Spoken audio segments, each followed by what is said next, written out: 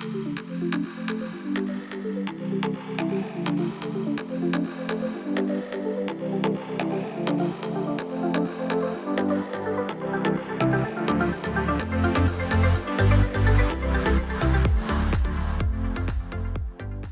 to Wipro's Chief Data Officer Council podcast. I'm Jeude, a member of Wipro's Data, AI, and Analytics Strategic Advisory Team.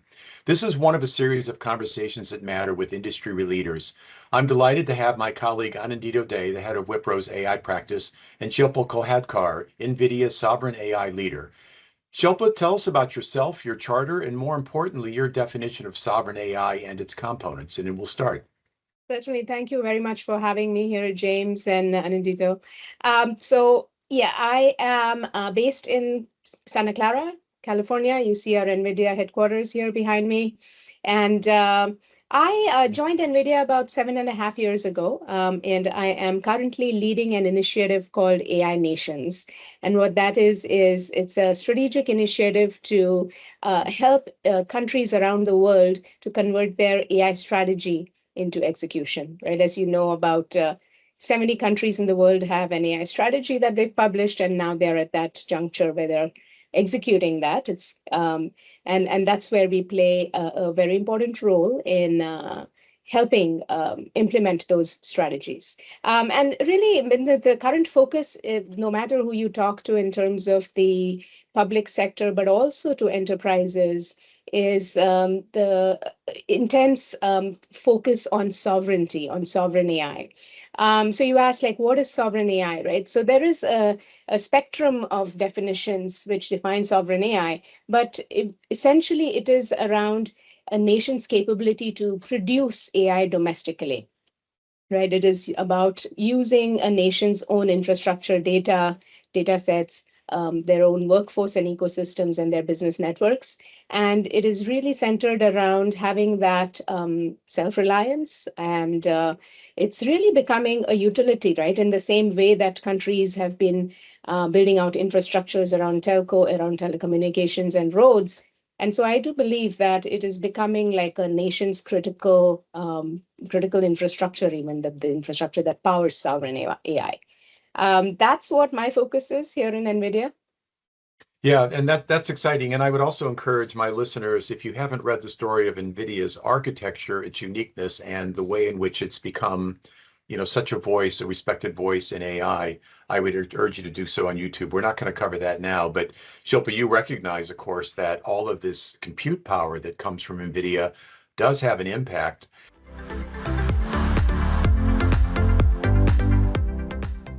So let's dig in a little bit to sovereign AI from a data officer's perspective. And the audience we're addressing is chief data officers, analytics officers, people with senior data governance roles.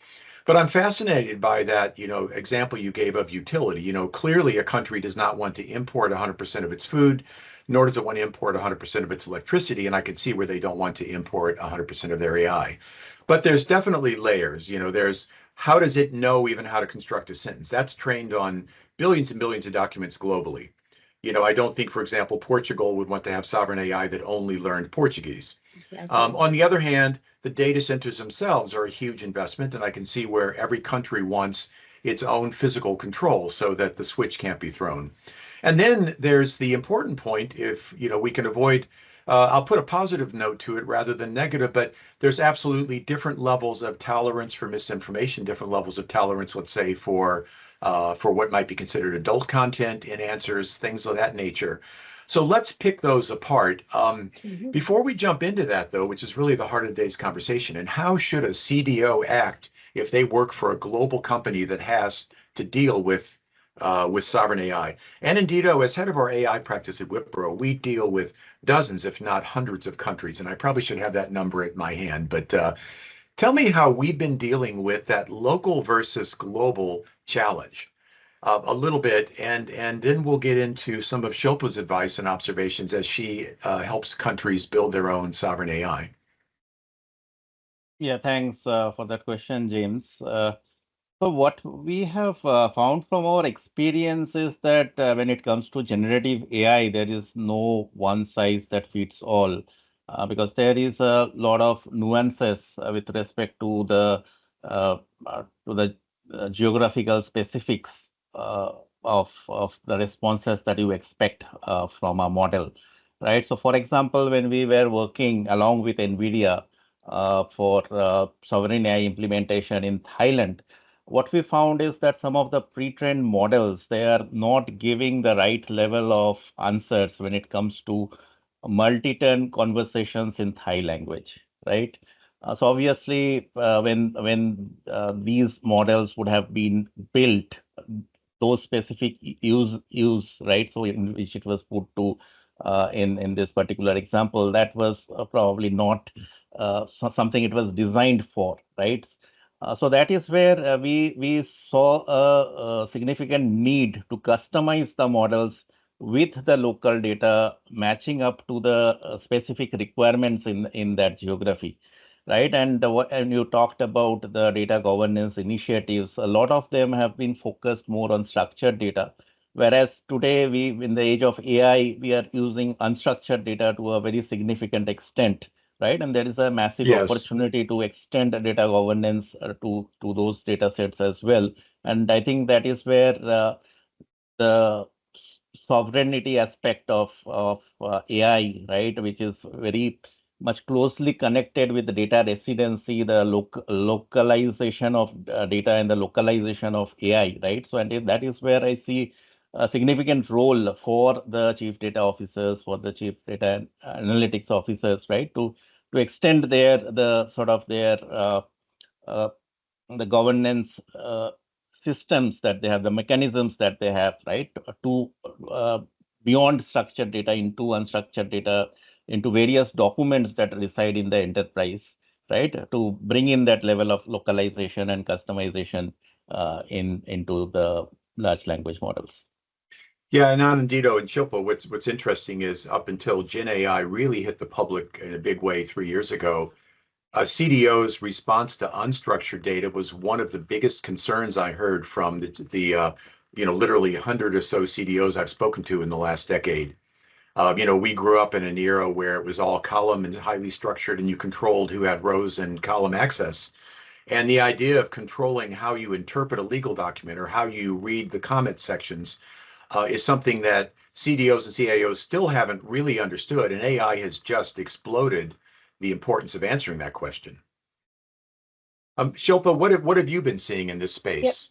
That's absolutely right. What you bring up is so important with Gen AI because in Gen AI, context matters a lot, right? It's the way people speak, what the values and cultural nuances are, what they expect in terms of the information that should be presented by Gen AI, right? So all of those shape up, or rather, the CDOs today have to take all of that into consideration because it's about converting that data into intelligence, which is relevant to the local audience. And so that's exactly what we are seeing is that sovereign AI, it is, of course, about keeping data within the borders and all of that, but it's also understanding the local mindset. It is the ability to speak the local language or languages in that tone, in that idiom. There's so many nuances when you talk about every nation and the way the people of that nation communicate. And very important to kind of customize that and fine tune that to the context of a nation. And it's definitely not one size fits all. That's where your local Yeah. language, your cultural nuances are critical to take into consideration as you build out the AI for that audience. Shilpa, I'm going to pivot slightly. I'm fascinated by that question of understanding local context. A lot of my work has been marketing analytics over the last couple of decades, and clearly you have to sort of know what phrases, what values are local. That doesn't matter if you're selling into the southern U.S. versus, the Northwest or whatever. But I'm curious, in these 70 or so sovereign AI that you've been looking at and helping to guide them, to what extent are they building a sovereign AI to answer the government's questions, making sure that the right answer and the limits on what they see versus Mhm. could a local, I don't know, I'm making up a name, Unilever or Procter and Gamble or someone, could they go to a sovereign AI and say, can we use your understanding of local context to help us with our marketing? Can they actually, in effect, rent all the work that goes into localizing that they themselves could not afford to duplicate? Mhm. Yeah, so look, that's where the fine tuning of even existing models, which there are several models which are open sourced, and there's a whole developer community who leverages those and fine tunes it to make it meaningful to their domain. Maybe it's healthcare, maybe it's government, and the government itself, as you mentioned. I mean, there's so many different use cases that can be automated and sped up Yes. using Yeah. AI. And so that domain fine tuning becomes very, very important. So you just can't lift something, but there is a way to leverage all the good work that has been done. And that's why, when we talk about sovereign AI, I really like to emphasize that sovereignty is not silos. Sovereignty, in fact, is the ability to take the best of what has been developed, leverage that, and then fine tune it for the context of your nation. Okay, so that's very important thing as we uh, build out AI for the next generations, is to make sure that we are not going into silos. We are leveraging the best of what's been built out, and then making that relevant to the nations, to the people. And that's a very important thing that I'd like to emphasize.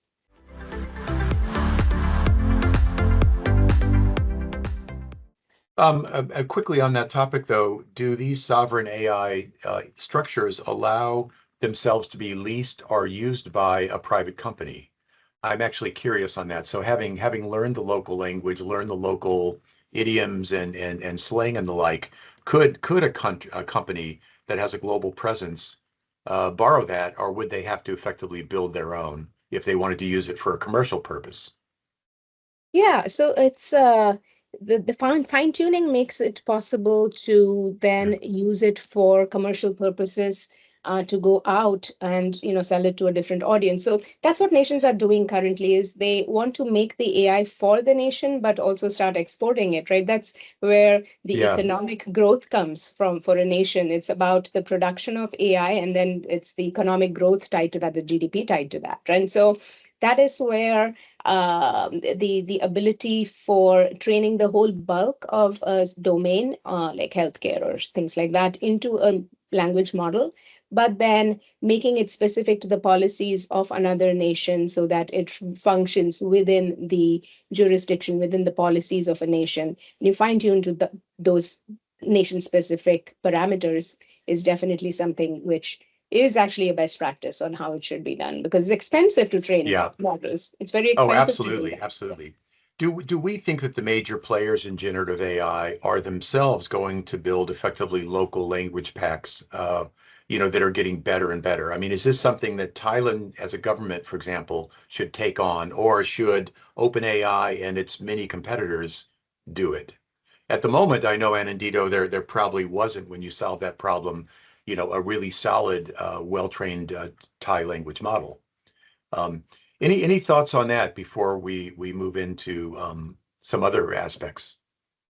Yeah, I think, I mean, what Shilpa said, I think I would like to sort of reiterate that, right? So there is the best of the breed that you can probably take from the global context, but that may not meet all your local requirements, right? So there would be a element of fine tuning that you have to do, and that fine tuning has to be totally grounded in the nuances of your data, right? So I mean, your AI is as good as your data, right? And the local jurisdictions would understand the data better than any global entity, right? So that is where I think sovereign AI fits in beautifully in the entire paradigm of GenAI, right? So where there is certain global technical innovation that you are taking and you are localizing it with the richness of the data, uh, and in order to meet the specific requirements of your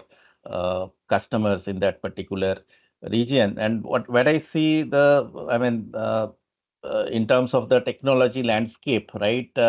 The preparation of the data, for fine tuning of the models, for continuous pre-training of the models, that is where I see the sovereign entities take a leadership along with their partners, maybe from the research community, from the academia, and as well as from the consulting community, right? To bring that data, prepare that data, fine-tune the models that are available from the global context, and serve the local population, keeping in mind the cultural nuances, the localization requirements, the regulatory framework specific to that particular geography.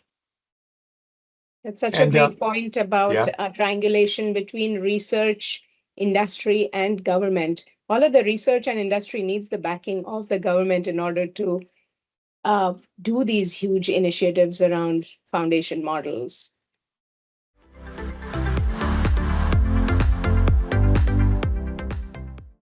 and that gets into one of my favorite topics. I've been actually talking about this for 10 years. My viewers can even find still some of the lectures. We as an industry have spent a lot of time worrying about AI harming humans.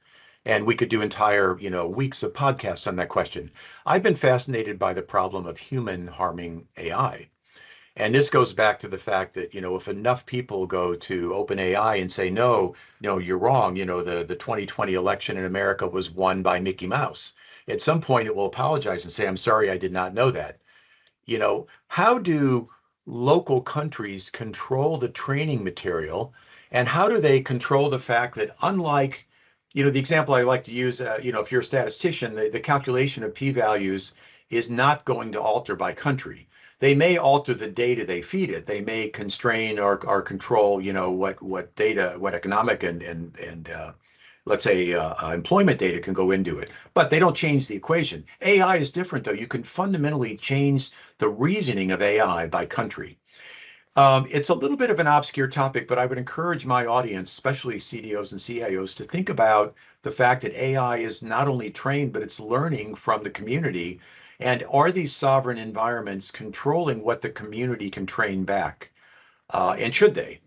Very open-ended question, and you may not have thought of it in those terms before, but I'm curious what you think of that, since it's a favorite topic of mine. Yeah, that's a great point. I mean, GenAI, it is interactive, it is very human facing, and it learns, right? So that means that users can influence it. And it does, sometimes with bad intent, it could lead to steer that AI to in a undesirable direction. So I think as data leaders, think about AI, it's really about risk management. And there are AI, in fact, has tools such as guardrails to build out the guardrails so that the AI can be built within the guardrails. And from a technical perspective, right? So data leaders should be looking to implement a very robust alignment mechanism. And in the algorithms, there are ways that you can implement those reinforcement learnings from human feedback. You can have adversarial testing. You can have content filtering on the pipelines, right? And Yeah. so as we think about developing AI, these guardrails should be built in, also tested in, and it should be implemented at both the model and the application layers, right? And that is where it makes the difference in order to kind of reduce that drift, to reduce hallucinations, and to keep it within the borders of how an AI should function. Yeah, absolutely. And I think that gets to the point, your earliest comment about AI almost being a utility. We clearly need to have effectively real-time humans watching a network grid like we used to see in the old movies, right? If there's a trending topic that's prone to disinformation that could inflame a local situation, or give bad information, the tsunami, for example, those of you watching, it's July 30th, lots of false information was generated for no reason about the tsunami. But anyway, I'm curious, Anindito, if you and your many clients have thought about ways in which to constrain the feedback from users so that it doesn't get trained either incorrectly or maliciously. Yeah, absolutely. I think in that respect, particularly when we are moving into the agentic paradigm, right? So when it is not just the information, but the actions that the agents are taking, right? So I think the observability part of it is extremely important, right? And the observability is moving beyond just looking at the log files, looking out for exceptions or errors. It is going into the domain where we are looking out for semantic uh, errors, right? So where, I mean, probably there is no mechanical error or no engineering error, but there is a misinterpretation of an instruction, right? Yeah. Or, I mean, which could be induced, as you said, right, through manipulation as well. And that is where I think it is extremely important to manage it at various levels, right? To bring in the observability in your applications, in your models, and also to have regulatory frameworks within these geographies. And of course, your engineering implementation has to align, right? So there has to be an alignment of the kind of observability that you put, the kind of guardrails that you use, the kind of ground truth or LLM as a judge kind of mechanisms that you put to safeguard the whole system, and the alignment of those controls, right, to the regulatory framework. So it has to be a total complete systematic approach, right, to address the safety aspects, the safety security aspects of agentic AI and generative AI.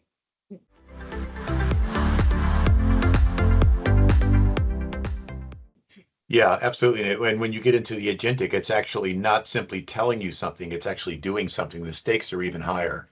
I mean, it's absolutely critical to make sure that, a medical claim, a decision to deploy resources or whatever are done correctly rather than just giving you a wrong fact about an historical event, which is bad in its own way, but not the same effect. That near real time action of agentic AI is something that requires a lot of thought. On a side note, one of the things I've been posing to my audiences, and I would like to hear from the two of you, um, back in the old days of engineering, we did a lot of redundancy. You might have three sensors, and if two of them agreed, the spacecraft would continue.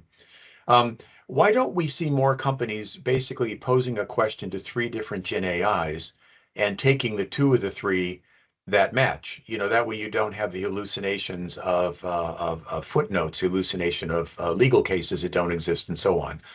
It's a little bit off topic, but I think it might be a fun question. Have you seen anybody willing to fund effectively redundant AI because you don't trust it and running multiple models simultaneously? So actually, there's techniques in certain models and certain algorithms to do that kind of an adversarial training, but I'll let Anindito comment further on this topic. Yeah, absolutely. I think we are looking at systems where we actually source the response or the output from multiple models, and we have a mechanism to sort of score those, right, and decide which is the right model, right? And for that, I mean, there are techniques like using the ground truth or using a LLM as a judge, right, which is essentially, something similar to what you were referring to, where there is some sort of a consensus among certain Yeah. models about a particular outcome, right? So sort of solutions evolving which are more or less similar to what you are alluding to, right? Where basically is an aggregation layer which is sourcing the output from multiple models and trying to decide as to which is the right one.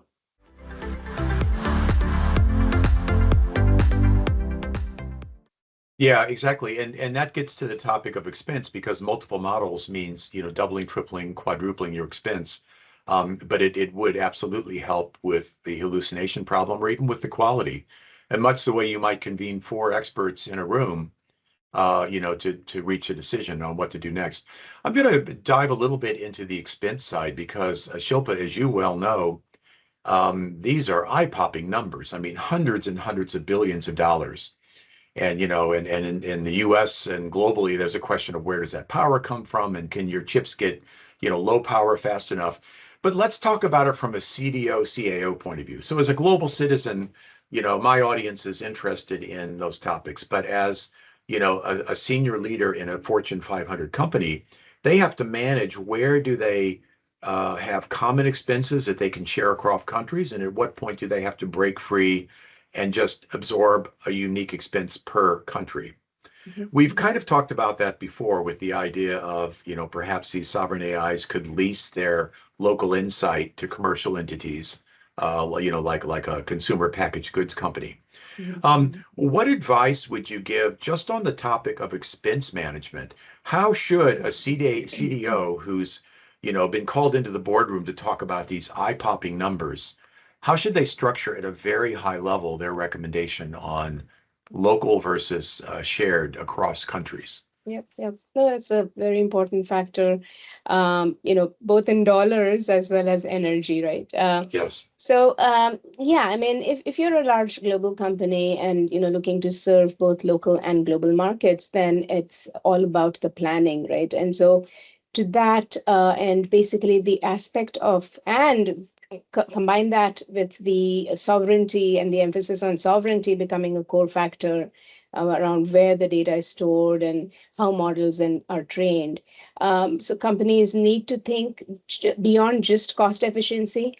And so I would say the recommendation would be like to think about a flexible hybrid infrastructure. Energy efficiency is really at the forefront of these planning and design considerations. Things like liquid cooling, things like Yeah. energy efficient GPU architectures, and thinking about where your data centers will be located, right? So you can actually tap into renewable energy sources, right? So once you get into that, then it's about a sustainability conversation. So it's not just about cost or compliance, but you're kind of talking about sustainability. So I think those are really the recommendations. There is about flexibility, hybrid infrastructure, and things like that. Shilpa, I'm going to get a little bit geeky here because I'm a computer engineer by training, but that's way back in the dark ages. At that time, we talked about setting up data centers in, northern Canada, right? Because the cooling was more important and you could get hydropower. But then, of course, the actual response time became important. So someone like a Google or Yahoo has data centers all over the areas.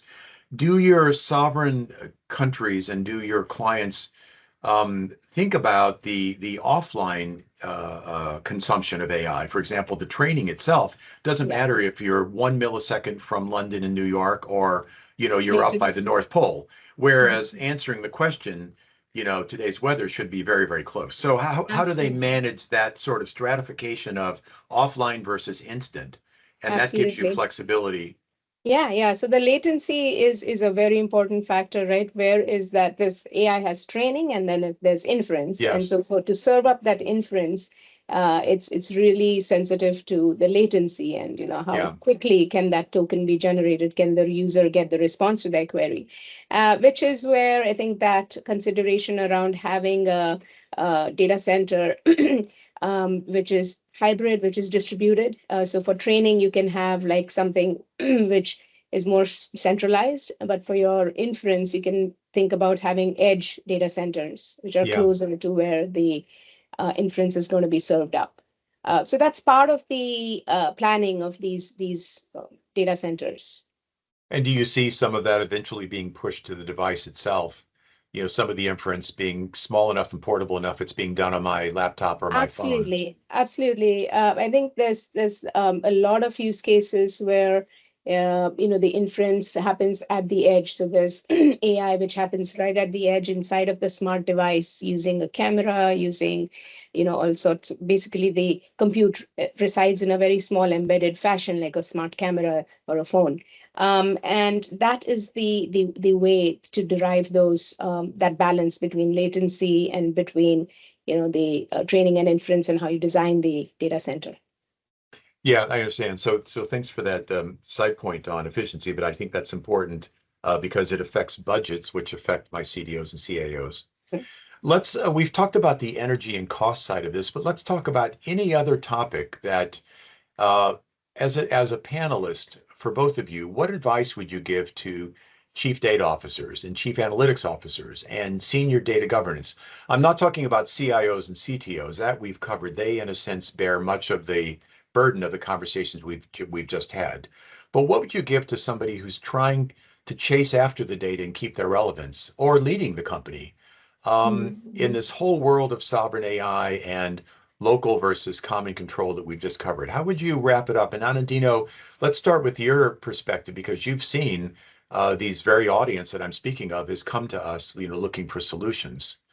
What would you tell them that works today in 2025, and what would you say that will set them up for the next 5 years? Yeah, absolutely. I think curating the data, right, for training your GenAI models, right, which could be, I mean, I'm using the word training here loosely. It could mean fine-tuning or continuous pre-training, right? So I think that is something that I think eventually the CDOs or the CDAOs they need to focus on, right? Because within an enterprise there would be multiple versions of truth, right? When gets to Yeah. unstructured data, so how do you manage that? How do you determine which is the golden copy, and how do you ensure there is a sort of a data quality assessment that happens before that model is that data is actually fed into the model, right? So I Yeah. think that is something definitely is a task right out there for the data community, and there's a lot to be done on that front. And what I have seen, I mean, just also connecting to the question on cost that you talked about, right? So uh, there would be a variety of models that would play a role in an organization, or even if we drill down to a particular application, it won't be a single model that is actually powering that application. It will be a collection of multiple Yes. models for specific tasks, right, which are optimized for that task, and they need to be fed precise data for that particular task, right? And that, I mean, there are multiple benefits of that. I think addressing many of the things that we discussed today, right? So it addresses cost because your models are smaller, Yeah. right? They're more precise, they're more purpose built, right? It affects your performance because again they are optimized, right? And it improves your accuracy, it reduces hallucination. So I think that is something working jointly with NVIDIA, that is something we have been working on, right? So how do you determine the right sized model which is specific to that task, to that purpose, right? And again, that also relates back to the question of data, right? So how do you determine what is the optimal set of data which is curated, which is quality controlled, specific to that particular operation,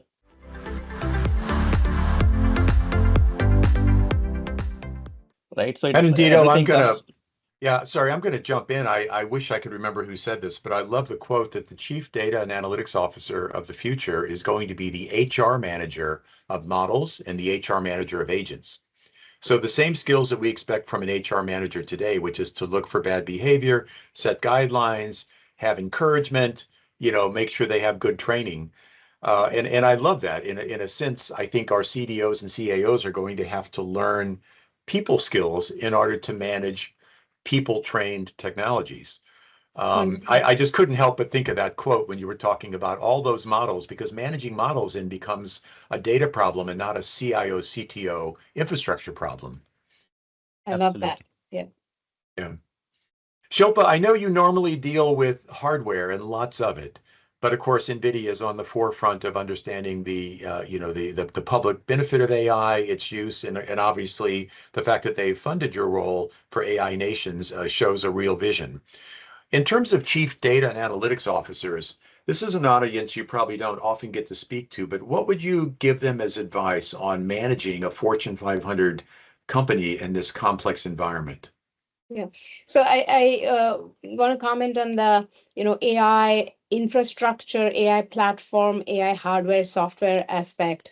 NVIDIA actually is becoming increasingly a software company, believe it or Yeah. not. I mean, yes, we make the supercomputers, but what makes it really democratization of AI is enabled through the software stack, which is where we focus heavily on building out that platform so that we can have the AI developers, application builders to quickly and easily build applications for various industries and have them focus on their domain and not have to worry about the nitty-gritties of the infrastructure of the hardware, right? So Yeah. that is what this AI Nations framework really is about is enabling that nation to boost their startup ecosystem, to help kind of build that next generation of workforce as well as students who are upskilled, so that you get that true democratization of AI, because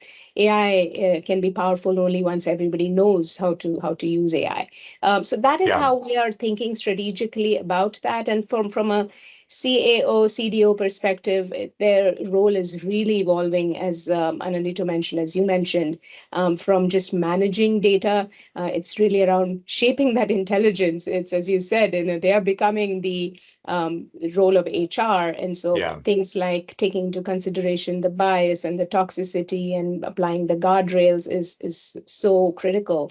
Yeah, I think there's all the other aspect of not everybody can become an algorithm writer or a data scientist, but all of us need to know how to use AI Yeah. as a tool, right? And so we probably, not all of us need to know how the models and algorithms work under the hood, but we all need to know what questions to ask and what risks to Yeah. manage, right? And that is how we can ensure that the outputs align with the human values and the human goals.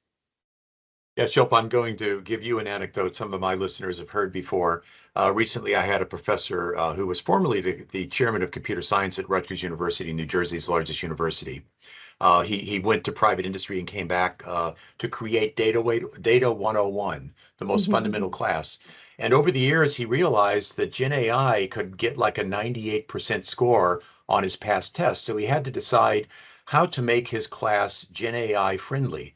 That the behavior that you would punish a student for, namely using GenAI, we would actually reward them when they graduate and go to a company. So what he realized was his class from 10 years ago was 10% asking the right questions, just because you need some question to focus on in the class, and 90% how do you answer? It was sort of like data science for non-data scientists. Now it's 80% asking the right questions and Yeah, 20% vibe coding. that's right. And he has put a lot of thought into how do we future-proof, a data thinker, a data literate organization, in an era where they don't program, but they need to think like programmers, and that's fascinating. Shilpa, are there any topics I haven't covered that you think would be of interest to my audience? I believe this has been a really great discussion. The one recommendation, we covered CDOs and CAOs, but also business leaders, right? Is the time is now.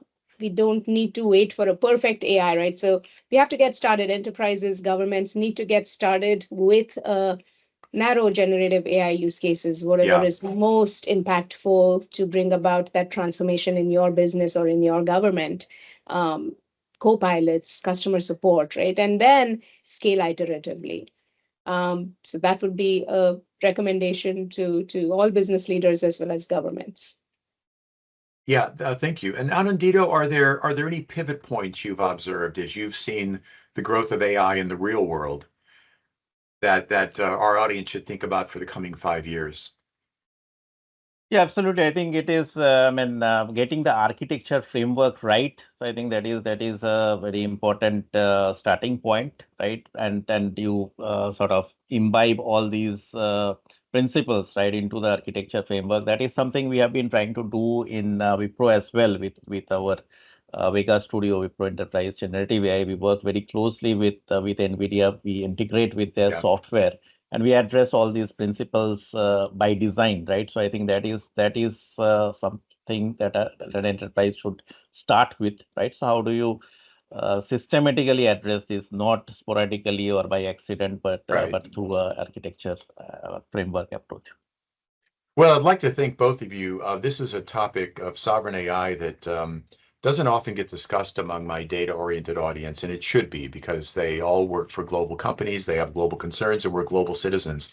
This has been a terrific insight, and I appreciate your time. And I look forward to speaking with you again. Shilpa, we may want to try to catch up with you a year from now and just get a checkpoint on what did and didn't Definitely. pan out. It was lovely talking to you all. Thank you so much. So this Thank you is so much. James It was Jeude, great. closing out the Wipro Chief Data Officer Council podcast, and I hope to see you again with industry leaders.